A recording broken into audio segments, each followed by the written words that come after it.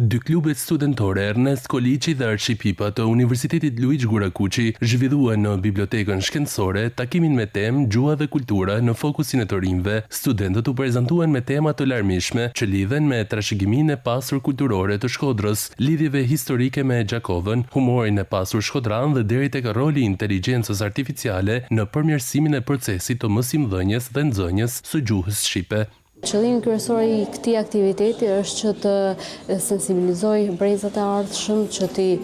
rrisë atyre ndjeshmërinë për gjenezën e tyre, por gjithashtu dhe të krijojë një lloj individualiteti të tyre për të bërë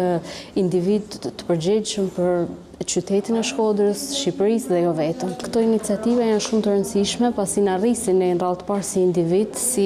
qenie që jemi të zhvilluar për të kaluar në kultura dhe dimensione të ndryshme dhe më